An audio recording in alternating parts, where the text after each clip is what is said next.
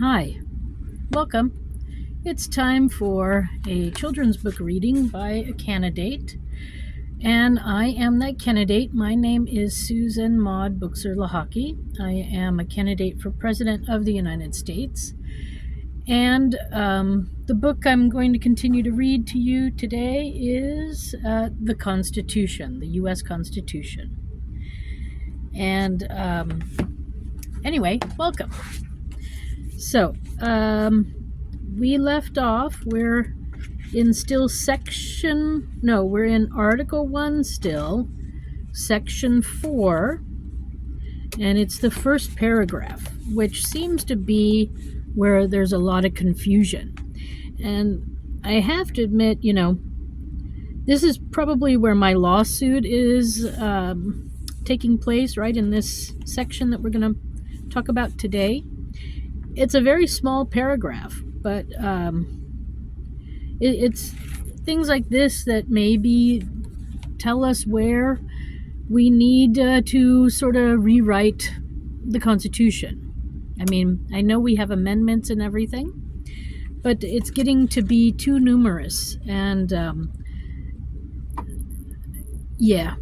we have lots of amendments because the states and the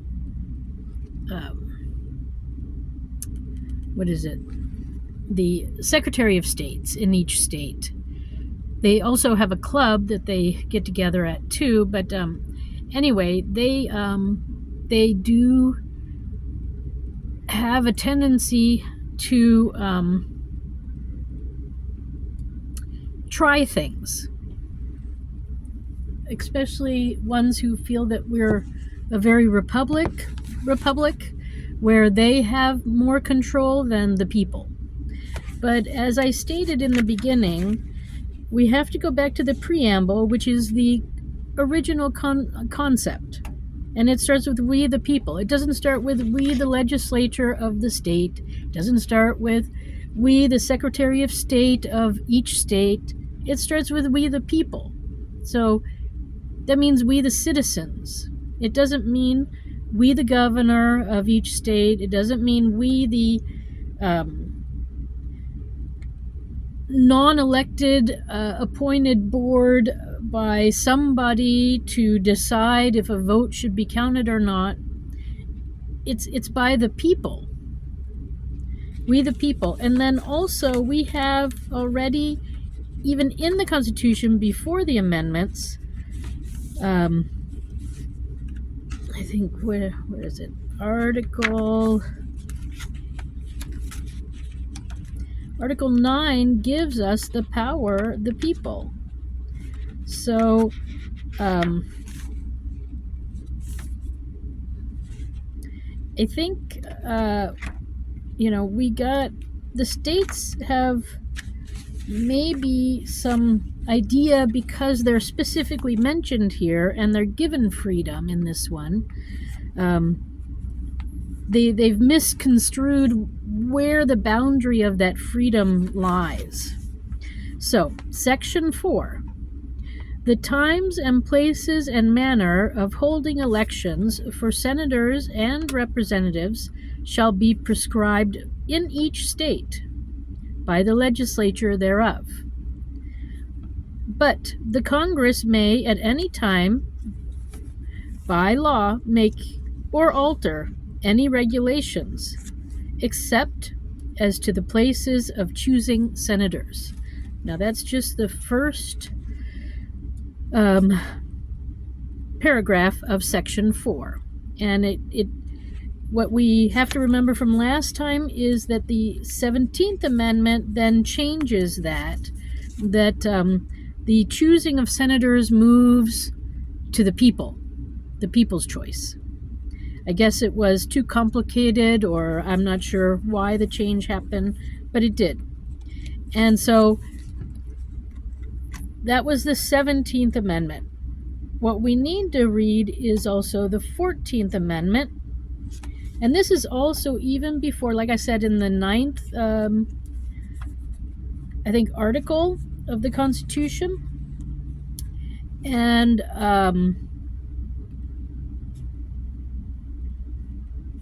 let me get to the 14th Amendment.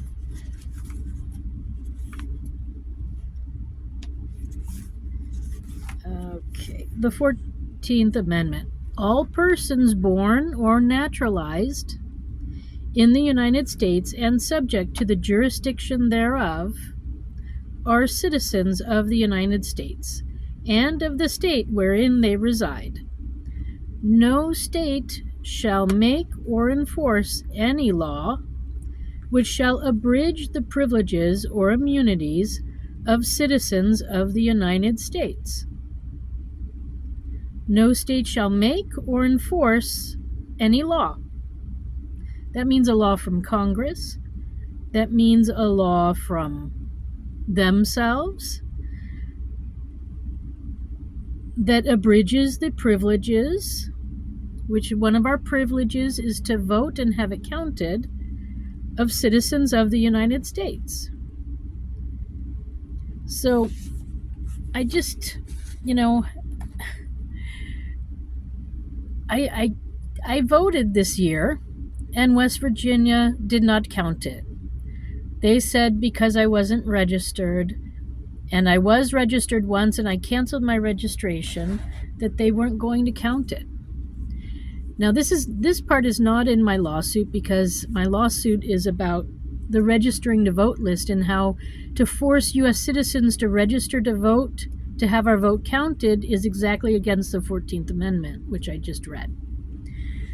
But in this case, now they've gone even a step further. Because I wasn't registered, they didn't count my vote, supposedly. So how many other U.S. citizens out there did not have their votes counted because they were not registered? Whether they were not registered or whether they were registered once and they canceled being registered because they didn't want to be on that list anymore, because exactly of all the fraud that's in the list. Now, supposedly, the people in charge of the elections are supposed to be looking out for fraud. And supposedly in West Virginia back in 2022, there was over 380,000 wrong names on the voter registration list, which forcing citizens to register to vote to have our vote counted is blocking citizens from receiving their privileges. So it should not be, period, anyways. And then with a quarter of the West Virginia vote fraudulent, that should tell the people in charge of the elections that this system doesn't work. But instead of listening, they decided to continue to use the same system and implement it maybe even more. So I'm a bit confused. I have to admit, I lived for 20 years in Switzerland. Now, Switzerland's a country that actually listens to its people and then adapts its laws to make things easier, to make things to count what's necessary. I've never experienced what I've experienced here since 22, when I came upon this information from our own Secretary of State about the fraud. Then I approached him. I said, shouldn't we try a new way? And I approached the governor, and nobody got back to me. And then I started sending messages on Facebook to them, and they weren't getting back to me. But I was getting a lot of feedback from others saying, oh, I don't know what I'm talking about. But anyways, long story short, I never got an email back from anybody. And then I had to make a lawsuit because they weren't stopping. And I feel that a quarter of the election vote result being, unacceptable. Sorry, that's fraud. But our governor, our past governor, and our past Secretary of State, who is the father of our current Secretary of State, so just watch out for that one. Anyway, they didn't see that it was a problem. That fake people were voting, dead people were voting, wrong names, all sorts of things. sadly, I mean, I guess maybe those votes are the ones that got them into office, so they didn't want to punish those people. I don't know. But truthfully, as a citizen, you have a right to vote. And when I went in to vote this time, back in November 2024, I had my passport, which proves I'm a citizen. I had my driver's license, which proves where I live. So there was no reason not to count my vote. But they didn't care about my IDs. They just went into their computer system and decided, I moved and I didn't update my voter registration. But I don't have to register to vote to have my vote counted. I went in, I voted, I'm a citizen. My vote needs to be counted, and so might yours. There might be a lot of me out there, a lot of you out there, a lot of us out there who were unregistered and we voted. I mean, I spent about an hour there, so I definitely wanted my vote counted, but they claimed that I didn't want it counted because I did not re-register at my new address. And this is really unacceptable. I mean, yeah, we got lots of fraud in our election system. And it is exactly this section of the Constitution that the states keep, because there are many amendments to the Constitution about voting. First, it's about the 13th Amendment and slaves being able to... Wait, I want to say it right, because I don't have everything memorized perfectly in my head. So, no, it wasn't the 13th. It's the... I think it's the 15th. That gives... Amendment 10, 11, 12... 13, 14, 15. Yes. The right of citizens of the United States to vote shall not be denied or abridged by the United States or by any state on account of race, color, or previous condition of servitude. So we've got that one, then we've got the 19th Amendment, and then we've got, I think, the 26th. The 19th gives women the right, like we weren't citizens somehow. And then the 26th says you have to be 18. And I think there's another one in there. I can't remember what that's about, but it's about making a test. Apparently people were making people take tests to be able to vote, and this is unacceptable too. So this is if we're a U.S. citizen, we get to vote regardless, and we get to have it counted. That's what that Article 1, Section 4 says. It doesn't give the states the right to block citizens' votes, and that's clear within the rest of the Constitution. So anyone who knows that their vote was not counted, your state is in violation of the Constitution. And it's I'm calling again upon the Supreme Court to make a ruling on my lawsuit, because this is unacceptable. And I know my lawsuit says that we should use the Social Security number list, and Trump is finding wrong names on there or dead people on there who are much too old to be getting benefits, and so or whatever, getting their pay.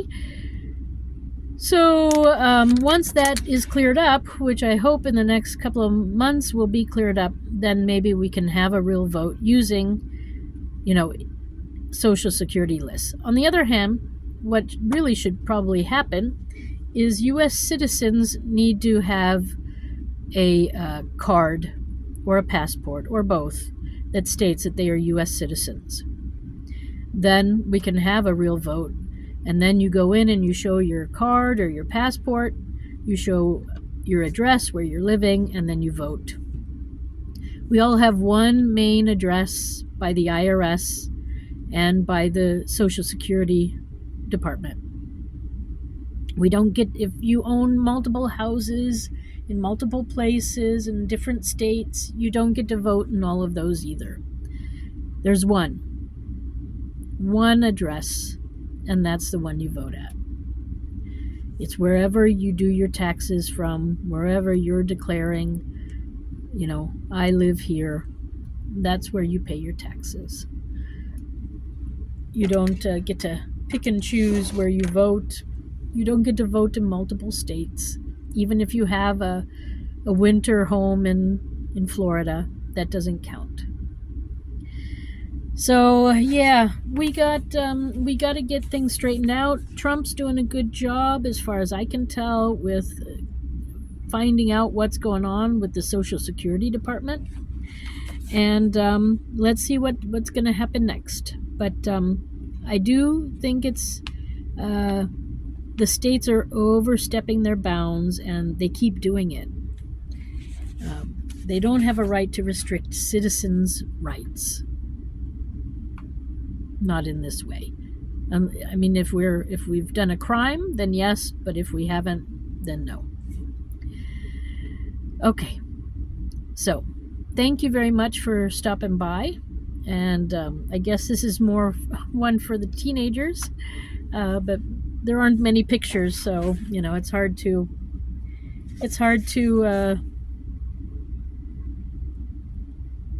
show you something.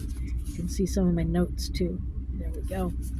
All right, anyway, that's the Constitution, Article 1, Section 4, just the first paragraph. There's a little paragraph after that, but I think that's enough for now. So thank you for stopping by, and I wish you a good day wherever you are. If you want to find out more about my lawsuit, you can go to my website, susan4usa.com. That's Susan, the number 4, usa.com. Okay. Thanks.